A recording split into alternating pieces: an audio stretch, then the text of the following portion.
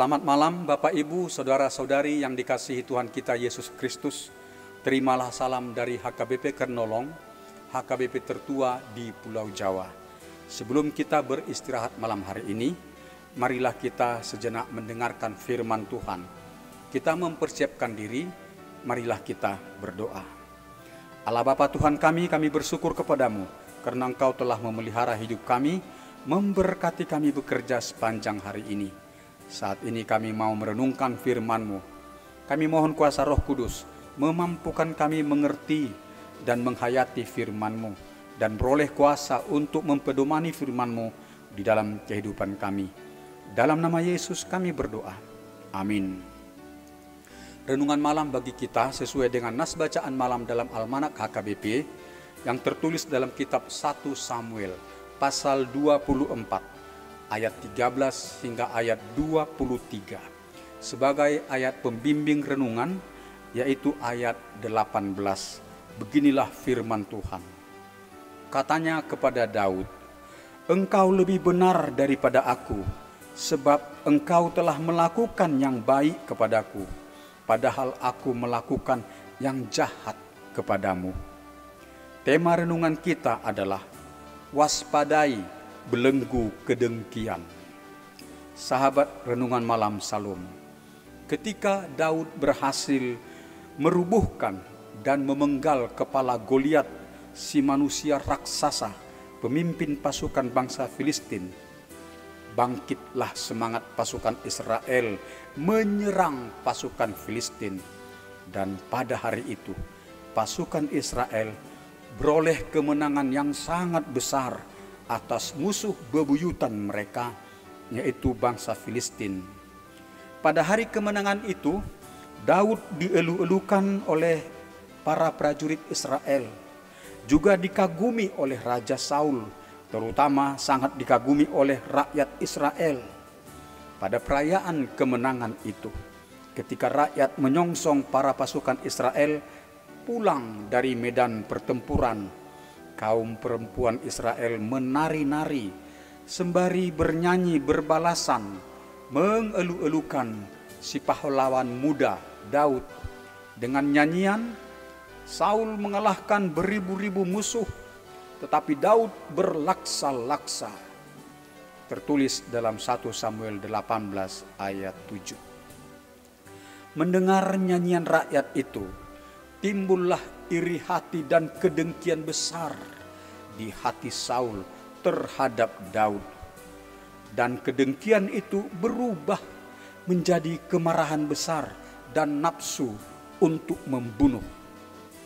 Sejak mendengar nyanyian dari rakyat itu, berubahlah sikap pandang Saul terhadap Daud. Daud bukan lagi dipandangnya sebagai pahlawan muda yang dibanggakan, melainkan sebagai musuh yang harus dibinasakan. Roh jahat pun semakin mempengaruhi pikiran Saul, mencari kesempatan untuk membunuh Daud. Suatu kali di rumah Saul sendiri, ketika Daud diminta memainkan kecapi untuk menghibur Raja Saul, tiba-tiba nafsu membunuh itu menggelora di hati Saul. Lalu ia melemparkan tombaknya ke arah Daud, tetapi Daud dapat mengelakkannya dan segera melarikan diri. Sejak itu, tidak henti-hentinya Saul berikhtiar untuk memburu dan membunuh Daud. Dengan demikian, Daud harus melarikan diri sejauh-jauhnya dari jangkauan Raja Saul. Tidak ada lagi sejengkal pun tanah Israel yang aman bagi Daud. Sahabat renungan malam Salum, dalam masa pelarian itu, semakin banyak saja dari antara orang Israel yang bergabung dengan Daud. Mereka ada ratusan orang bersama dengan istri dan anak-anak mereka, ikut mengembara bersama Daud. Saul juga mengerahkan mata-mata untuk mengetahui keberadaan Daud. Rakyat juga dipaksa harus memberitahukan kepada Raja Saul bila mereka melihat Daud. Jika rakyat yang melihat atau mengetahui keberadaan Daud, tetapi mereka tidak segera melaporkan kepada Saul, maka rakyat itu, bahkan seisi desa mereka, akan dibinasakan oleh Saul. Ketika Daud dan pengikutnya berada di pegunungan En-Gedi, adalah yang memberitahukan itu kepada Raja Saul. Maka Raja Saul segera bertindak, mengajak 3.000 pasukan pilihan untuk memburu Daud. Padahal waktu itu para pasukan Israel masih lelah karena baru pulang dari peperangan melawan orang Filistin.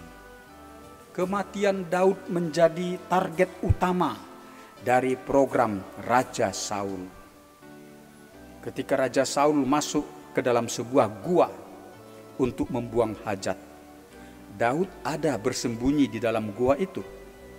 Teman-teman Daud menganjurkan agar Daud membunuh Saul.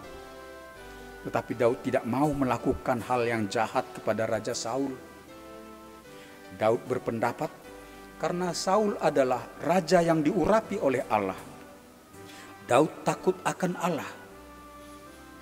Daud tidak berani berbuat lancang untuk mencelakakan Saul. Daud juga mencegah teman-temannya agar jangan ada yang mencelakakan Saul. Daud hanya memotong punca jubah Saul. Ketika Saul meninggalkan gua itu, Daud berteriak dan menunjukkan punca jubah Saul agar Saul insaf bahwa sesungguhnya Daud punya kesempatan membunuh Saul. Tetapi Daud tidak mau berbuat jahat kepada Saul.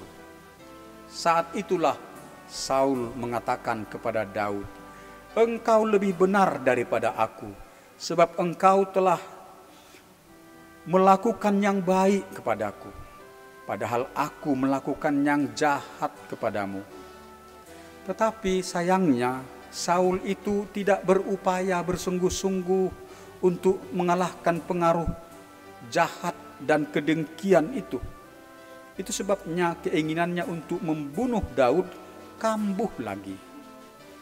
Di pasal 26 dijelaskan bahwa untuk kedua kalinya Daud membiarkan Saul hidup. Sahabat Renungan Malam Salum, waspadailah belenggu kedengkian. Kedengkian adalah salah satu sifat manusia lama atau sifat dosa yang acap kali dipakai iblis untuk membinasakan umat manusia.